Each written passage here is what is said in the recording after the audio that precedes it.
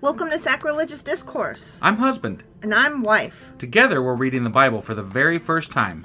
We grew up without religion and wanted to know what all the fuss was about. Well, what have we learned so far? That God is a dick, and apparently some people believe in talking donkeys? We're not trying to pass ourselves off as experts. Nope, we're just reading the Bible for the first time and giving our first take reaction. If you'd like to join us in this venture, you might consider starting at episode 1. Otherwise, jump in wherever you like. All right, let's go read the Bible. Yeah, let's get to it. Husband! Wife! Do you know where the fuck we are and how the hell we got here? Well, yesterday we read Ezekiel chapter 21. We did. And in that chapter, God polished his sword up and down and back and forth and all over the place. He did. Yeah, and God used his sword to kill, like, everybody. Or talked lot. about it. Or yeah, he's gonna use it to kill everybody a lot. But not till he shines it up real good. But he's gotta polish it so good. He's gotta polish his knob. It's gotta be done, yeah. So yeah, there was just a lot of like future killing prophecy shit happening. A lot of phallic symbol. Yeah, that too. Yeah. Yep, for sure.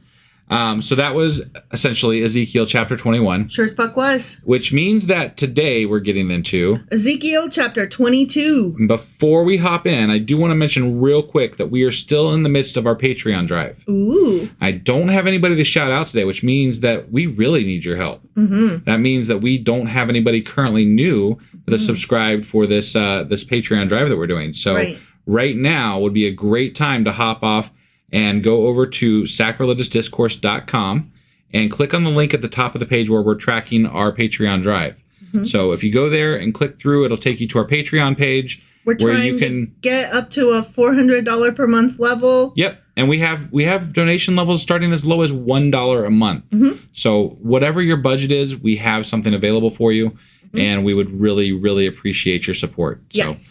So that being said, let's go ahead and get into Ezekiel chapter 22. Okie dokie.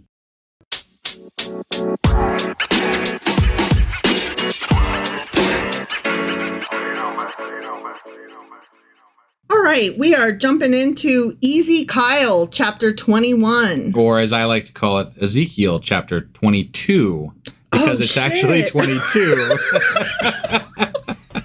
I have no business being alive today. Yeah, so Ezekiel chapter 22. That's what I meant to say. I'm glad I caught that because I wasn't sure that, like, it took me a second to process that you had got that wrong. Yeah, and so, I'm like, usually right if anybody gets like a chapter wrong or it's like a you. book wrong, it's me. Yeah. So remember when we were in Jeremiah and then you kept calling it Isaiah? Yeah. For like halfway through the book. Yeah. Well, today I was doing my notes and I accidentally saved my notes under Genesis because I'm doing another project that is in Genesis. Right. And so I was like, oh my God, where am I? Okay. Yeah, you know one thing, I gotta interject here just for a second. One of the things about doing like a podcast where you do lots of fucking material, or any project where you have lots of material, you end up getting confused as to where the fuck everything is. Like you have to like uber organize all the folders, all the places, because otherwise you're just like, what? And where is this shit? We're both ADHD kids. Right. Like legit. Yeah. And it's not good. No. It's not good. No. All right. But for realsies. Yeah. Ezekiel, or Ezekiel as I like to call him. Right. Chapter 22. Yes, that's the one. Guess what happened? God kills people. The word of the Lord came to me. Oh, that's the one. That always happens. Yeah, that always happens. Sometimes it happens multiple times. So. I think it probably will again. Probably.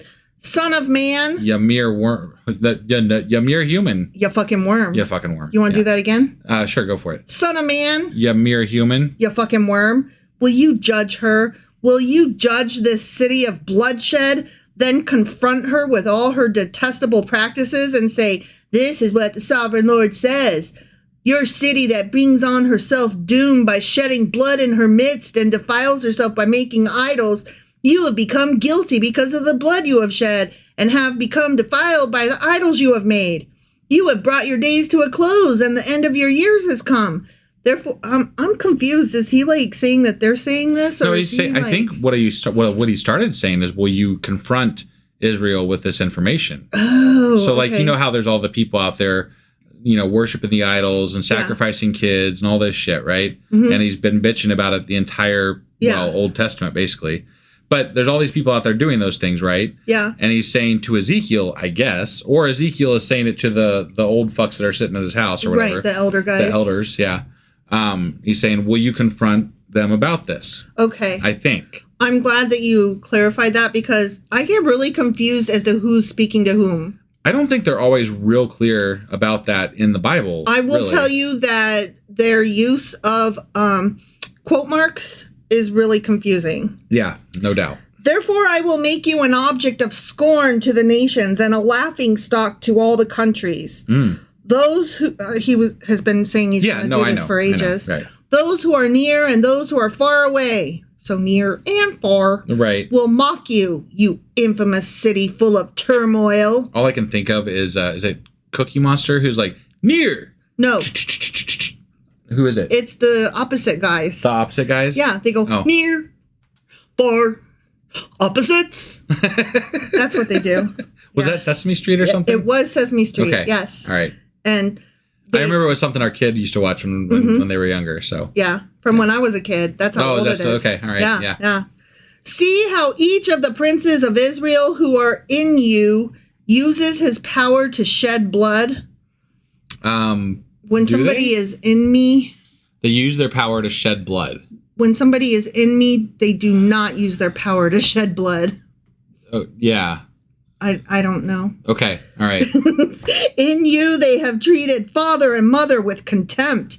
In you, they have oppressed the foreigner and mistreated the fatherless and the widow. I don't recall any of that specifically being recounted when they were talking about Zedekiah or any of the other previous kings specifically. Like there wasn't, like they talked about they did bad things, but they didn't really specifically say that it was those things until just now. Right. Which is weird because this is Ezekiel talking about it from afar. Right. When the other prophets were literally right there. And they could have commented on it happening in the moment, but they didn't. So. Right. So the guys that were actually in Jerusalem didn't comment it, but this guy who is in Babylon is like, those fucks over there, can you even believe? I'd be like, dude, you're seeing eyeballs and wheels and I don't know. So, you know, I don't know if I believe your visions here. Right. Or whatever the fuck they are. You have despised my holy things and desecrated my Sabbaths. In you are slanderers who are bent on shedding blood, always with the blood.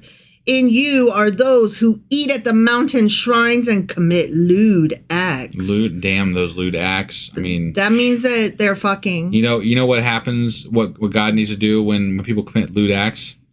Turn his eyes away and not worry about it? That would be ideal, but no, I think he thinks you have to mass murder people for it. Oh yeah, that's right. That would be his solution, I think. When people lewd have acts, sex that I don't want them to have in ways that I don't want them to have, I kill them. Yes, murder is the correct godly act, apparently, in the Old Testament. Fear the Lord. Never not be afraid. Right.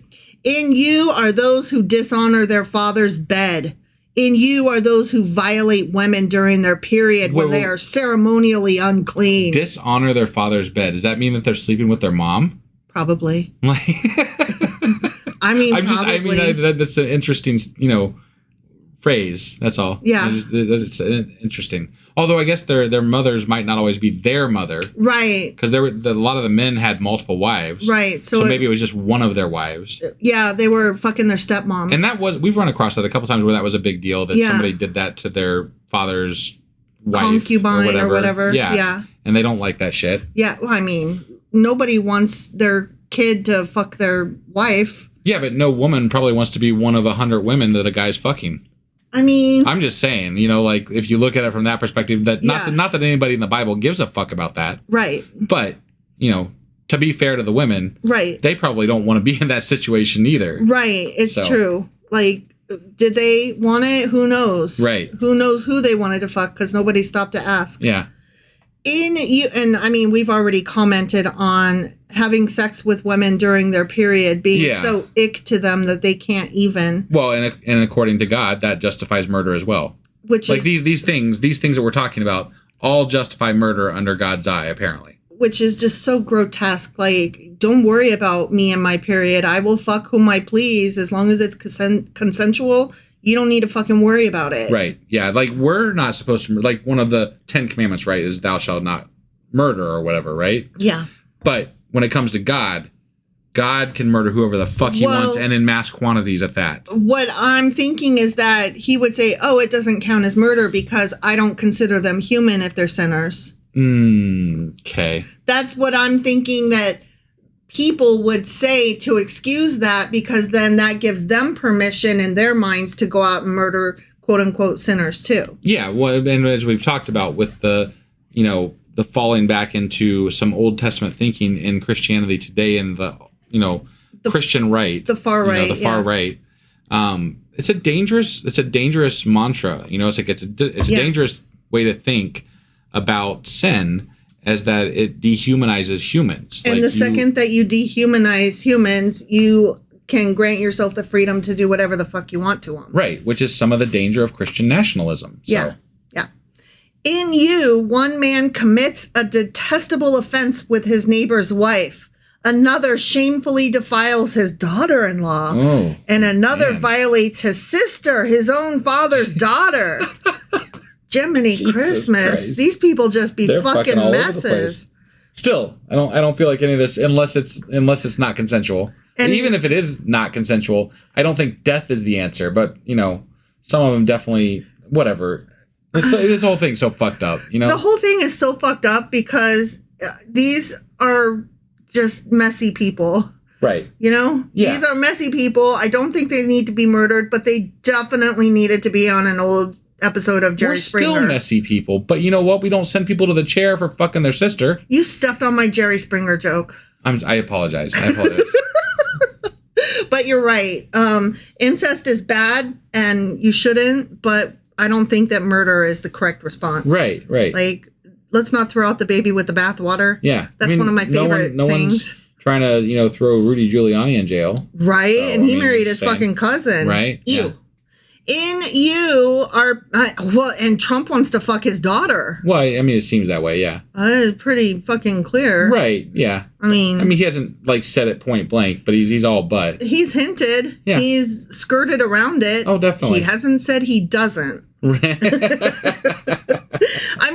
me just tell you this. If there were rumors that I wanted to fuck somebody that was related to me in a way that's wrong, yeah, I would be out front of that rumor trying to deny it. You would think, right? You would be denying the fuck out of that, yeah. Yeah, and he is not quiet. But you know what? Trump doesn't deny anything. It's true. He just lets things happen, and then he doubles down, if anything. Yeah. That's his whole... fact that he hasn't said one way or another about it, that kind of makes me think that it's the one thing that he knows is wrong. Yeah. Because he's not said one word. Oh, yeah. And that's weird for him. Right. In you are people who accept bribes to shed blood. Yeah, just be like God. Don't need to be bribed to kill people. Just on a whim, you just got to do it. Yeah. Yeah. You take interest and make a profit from the poor. You extort unjust gain from your neighbors. Man, that would be a rough one for today's society. Yeah. Like, how do you get away from abusing the poor? I don't know, but I would feel that's what America's built on. Really, yeah. Like they like to say this is God is, America is God's country or whatever, right? Mm-hmm. I don't know, everyone has adopted this. God likes America, right? Sure, he was born here. America. Yeah. But there's nothing about this country to me that embodies any idea of anything that remotely resembles religion. Capitalism it's very self-centered, Capitalism is the ideal Old Testament God in his worst ways. Right. Not on his best day when he's writing rules that say, let the poor come along and eat from your groves. No, there are some nice things that God has said throughout the Old Testament with regard to the poor, but he has also countered those with some shitty things. Well, so it is what it is. But yeah. And you have forgotten me, declares the sovereign Lord. I will surely strike my hands together at the unjust gain you have made, and at the blood you have shed in your midst. Will your courage endure, or your hands be strong in the day I deal with you? I, the Lord, have spoken, and I will do it. He's going to do it. He's going to do it. He's going to kill people. Mm-hmm. Yep. I will disperse you among the nations and scatter you through the countries. Again, still some more. Okay. Well, at least he's going to kill and scatter, because he said both. So yeah. And I will put an end to your uncleanness. You gonna stop them fucking each other? He could, according to the Bible. Like, in the Bible, he has the ability to change people's hearts. So he also has the ability to give them leprosy. Right. Yeah. Because he's done that too. There are other forms of punishment he could enact other than murder. He could pummel them with birds. He did that once. Yeah. Yeah. He threw snakes at him too. Oh, he did. I forgot about that. And fire. Yeah. Yep. He could open the earth and let him fall in a chasm. He did that too. Yeah. Damn.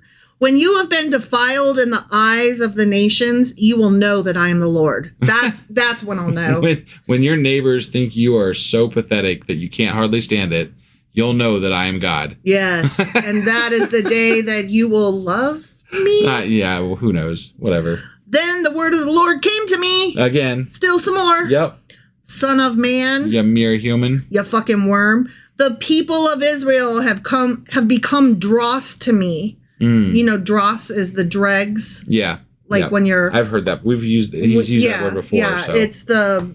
when you're pouring liquid, like the wine or the coffee or whatever, from one container to the other. To get the sediment out and basically all that. Yeah, so that it's refined. Each time you pour it, you have less and less of the grody. Yep. And then what you're left with is the dregs. That's called the dross. Got it. So the people of Israel have become dross to me. All of them are the copper, tin, iron, and lead left inside a furnace. Interesting. I haven't heard them reference metal since the Pentateuch. Yeah. Like the Pentateuch, they used like differences in metal to indicate status and different things like that, right? Right. But I haven't heard that since the Pentateuch until just now. That reminds me, I was re-listening to the first episode that we did, Genesis chapter 1. Yeah.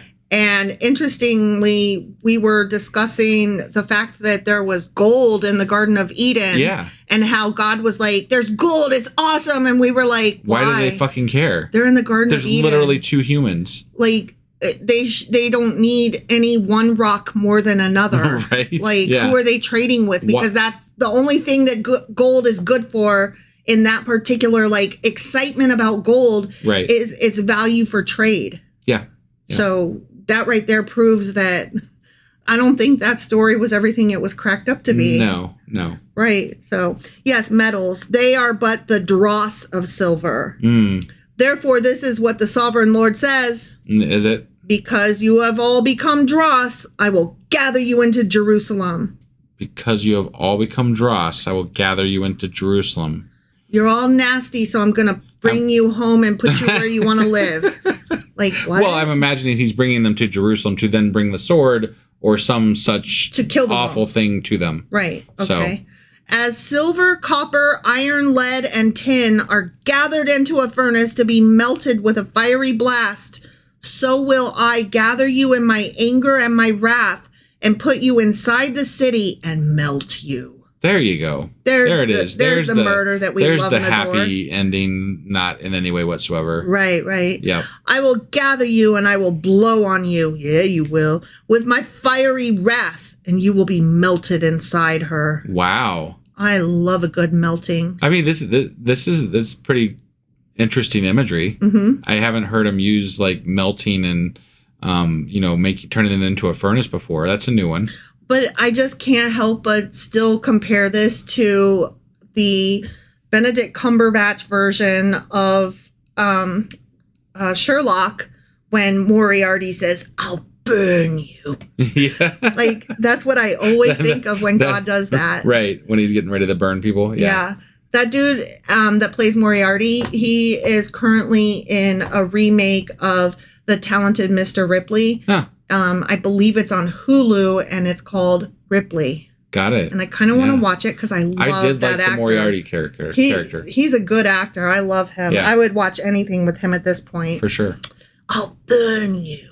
As silver is melted in a furnace, so you will be melted inside her, and you will know that I, the Lord, have put poured out my wrath on you. I mean, I would imagine if you melted in Jerusalem, they're not going to know anything because they're dead. They're dead. Yeah. They're melted. They know that they got melted, or they knew they were being melted, and then they got melted, and then they knew nothing. So do you think that it's like in Indiana Jones and the That's what I was imagining Raiders of the Lost Ark, when they opened the ark at the end and the dude melted? Well, I mean, if you're talking like God's talking about blowing his breathy furnace into Jerusalem and melting them all, so that's kind of what I was imagining. Yeah. Shut your eyes, Miriam. Don't look. Yeah, that seems very. I mean, that might almost be where they got the imagery for that scene for that movie. I don't know. Possibly. I don't know, but he's melting them. He's definitely melting them. Again, the word of the Lord came to me. Okay. As it does. Yep. Son of man. You mere human. You fucking worm. Say to the land, you are a land that has not been cleansed or rained on in the day of wrath. There is a conspiracy of her princes within her, like a roaring lion tearing its prey. They devour people, take treasures and precious things, and make many windows within her. So first he was talking about how much the people suck, and now he's talking about the leaders themselves. Yeah. Okay? We talked about this a little bit last time, but you know how they're referring to the princes, which are kings, actually. Yes. Because Zedekiah essentially is who they're referring to. Yes. But they're referring to them as princes because that's the way they speak about them in Babylon, because that's where Ezekiel is, right? Right. And they're like, that's not the proper king because Babylon is the one who put him on the throne. Right. Right. Exactly. But I do recall that Jeremiah, who was in Jerusalem, was a lot more friendly with Zedekiah. And called him king. Not like completely friendly with him. He was sociable with him. Yeah. Like respectful or whatever. Right. And he also was speaking, the Lord was speaking through Jeremiah as well, at essentially the same, close in time frames, right? Yeah. But the way that Ezekiel talks about the kings or the princes as it is in Ezekiel is very disrespectful, and it's very disdainful. Right. And it's very telling that he's in Babylon. Right. Because I feel like this wording that he's using is coming directly from Babylon itself, not from God, obviously, because God's not actually speaking to Ezekiel. Well, it's not coming from Babylonians, though, because Babylonians would be like, no, he is a king. We put him on the throne. You know what I'm saying? Yeah. So, but the people that he's surrounded with, at least. Right. But it's the Judaic people, the Jewish people that are in Babylon are the ones that are like, that's not our king. But regardless of who he's getting this wording from, it's telling that you're getting two types of ways that you're referring to this leader based on where they are geographically. Right. And it has nothing to do with a message from the Lord. It's geographic. Somehow the Lord telegraphed his message differently, one guy to the other. Right. Okay. That doesn't seem correct if you're a God who's trying to present a message that's consistent to your people to follow. Yeah, his message isn't very consistent. It's not. Interesting. Yeah. Either that or they just wrote it down with their own agenda, which I thought they weren't supposed to do because the word of the Lord is, constant or what the fuck ever. Right.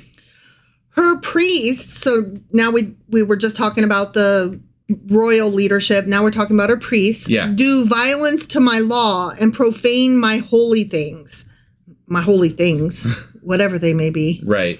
They do not distinguish between the holy and the common. They teach that there is no difference between the unclean and the clean, and they shut their eyes to the keeping of my Sabbaths, so that I am profaned among them. So those priests, they fucking around. They ain't good. Yeah. Bad priests. Yep. Her officials within her are like wolves tearing their prey. They shed blood and kill people to make unjust gain. So what pisses me off, though, is that he gets mad. God gets mad at these priests and these kings and these princes and whoever for doing these awful things. The awful things that he's mad at them for doing is fucking killing people. Right. And the way he fixes it, how does he fix it? He kills them. He fucking kills them. He's like, what kind of bullshit is that? You're killing, I'll show you some killing. Yeah, no, it's fucking stupid. Right? Like that's the dumbest way to you're killing an entire people and scattering an entire people right. to punish a few people who are doing the same fucking thing. And it's all the leaders. Right. Hello, what? Yeah. Why are you killing the followers? The people that supposedly represent you, God, are the ones that are fucking over the rest of the people by telling them the wrong message according to you, again, in the Bible.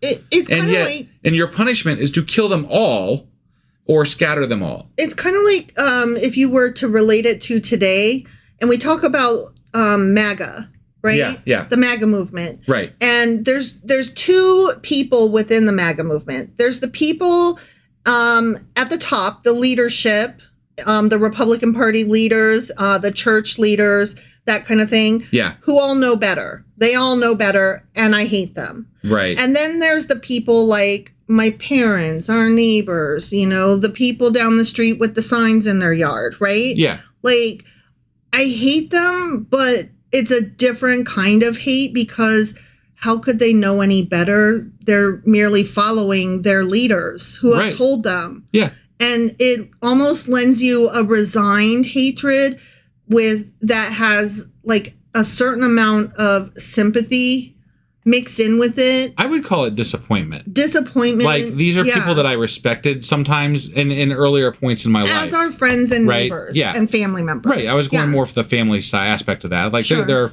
are friends and family members from years ago that I respected their viewpoints on things. But now that the media has engulfed them in this cocoon of information that is directly pointing them towards this one idea, they have no way to escape that, and they have no way to understand that the vitriol that they're spewing out every day with regard to their religion and their politics is so toxic that it's not even you can't even you don't know where to start. It's just fucking pure hate, essentially. Yeah. And if you want to have that conversation, you have to convince them to come so far back from where they are currently that it's not even something that is reasonably able to be done, usually. And that's why you have to look up ways to deal with people in cults. Right. And you have to deal with them differently. You can't just present facts to them because they don't agree with facts. And if you can't even start from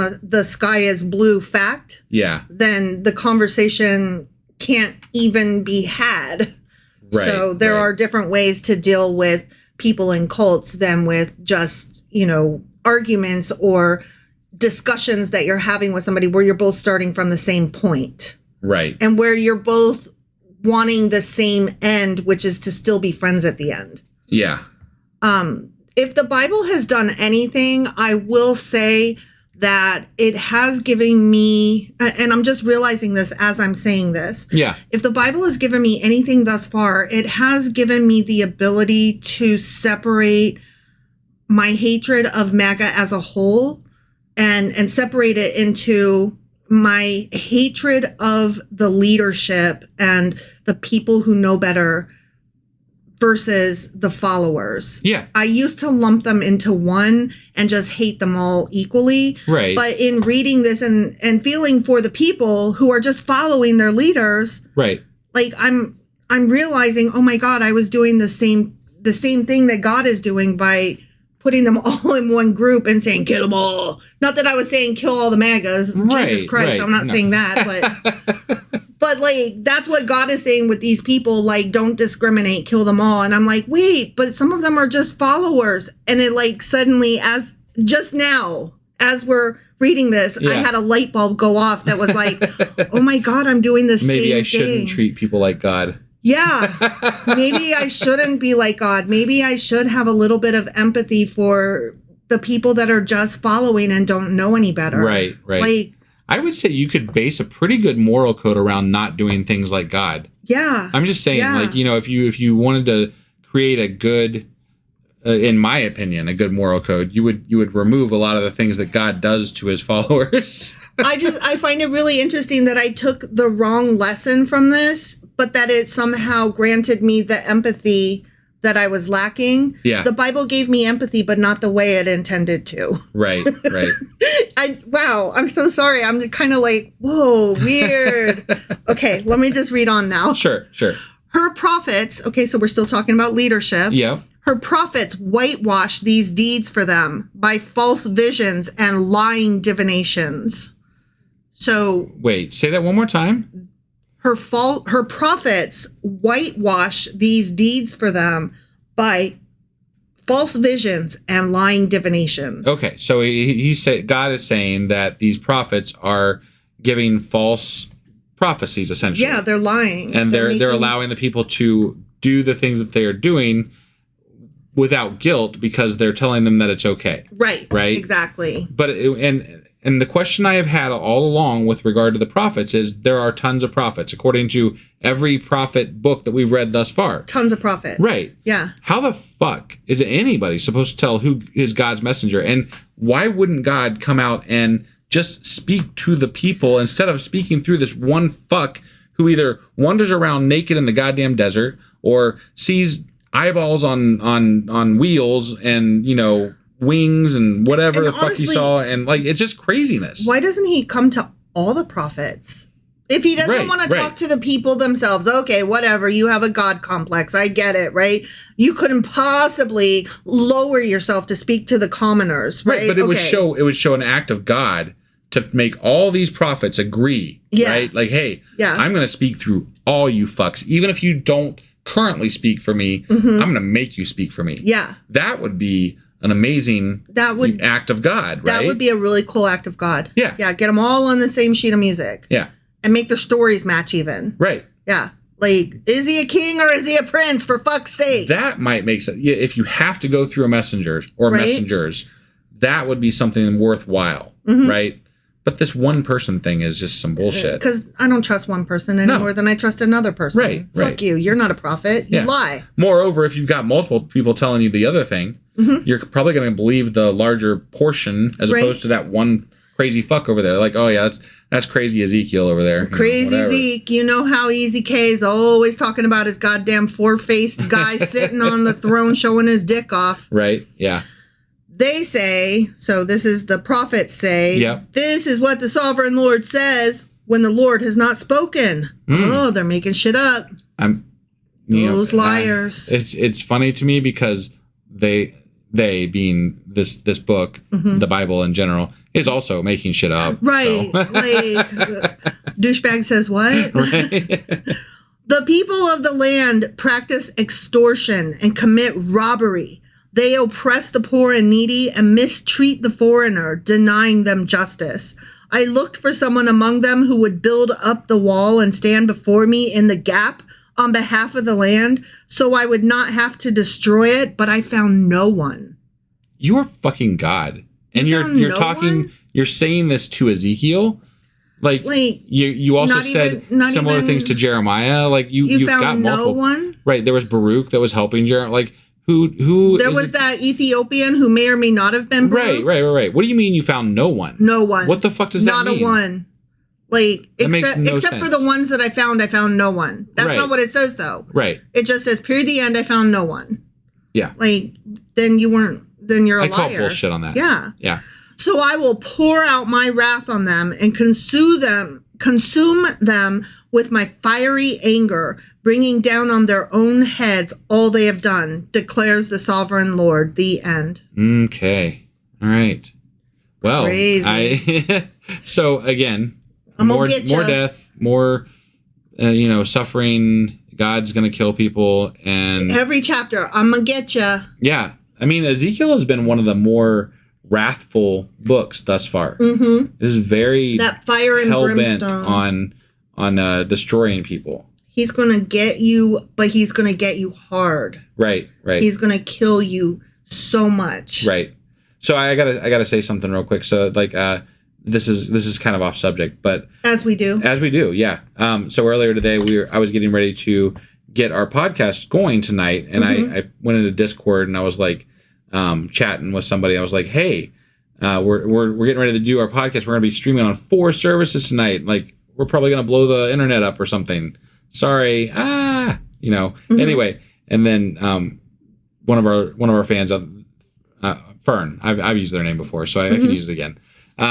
Fern was like, "Yeah, you're gonna blow things up. What are you doing?" You know, and I'm like, ye of little faith. And it occurred to me as I had written half the sentence that I was like, wait, yeah, that actually applies to us. But so I tacked on an LOL, and Fern was like, yeah, I am. What? Yes. Like, that tracks. You have said the truth. And right. then? Yeah. Hi, Fern. Yeah, right. Yeah. All right.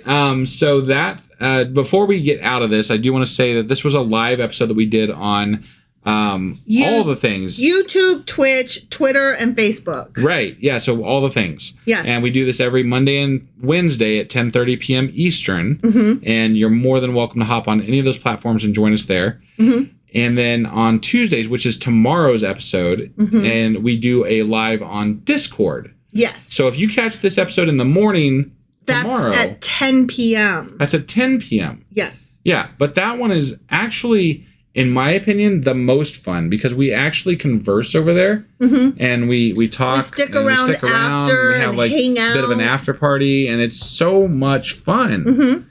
Like, that is our favorite space. And everybody laughs at us and makes fun of us, and sometimes we say clever things, but usually we don't. A good time is had by all. That is very true. Very true. So we would love for you to join us there. And I think that is all we have, unless you had any notes to go over or anything like that. I have no notes for this. No notes.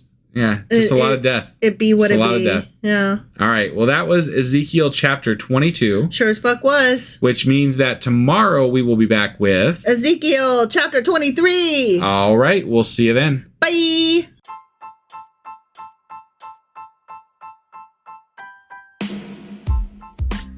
Hey, wife. I guess that's the end? But husband, that's just sad. It doesn't have to be. We are on lots of social media platforms like Twitter. Our handle there is sacrilegious_D. For D's nuts. Oh my God. Stop doing that. Anyway, we're also on Facebook, Instagram, and Pinterest. There's a link to all of our social media sites at our website. Ooh, we have a website? Yeah, it's sacrilegiousdiscourse.com, where you can also find a link to our merch shop. We have a merch shop? Yep, we have podcast-themed clothing, mugs, notebooks, and more, as well as an atheist and science-themed products. Wow, our fans should really go check that out right now. Definitely. They can get in touch with us by sending an email to sacrilegiousdiscourse@gmail.com. But before they do that, we could really use some help. Oh yeah? With what? Well, it's not free running the podcast, and we need some financial support in order to get better equipment, which will free up time so we can concentrate on our podcast and our fans. Okay, so what should they do? Head over to patreon.com/sacrilegiousdiscourse and sign up as a contributor on our podcast. Supporters there receive additional bi-weekly episodes that we record just for our Patreon members for as little as $2 a month. Also, we'd really appreciate it if you would like and subscribe on whatever platform you're using. And Apple Podcast reviews help us out tremendously. Like and subscribe. Leave an Apple review. Join us on Twitter. Support us on Patreon. That's a lot of instructions. Don't forget to say thanks. Thanks. Okay, bye.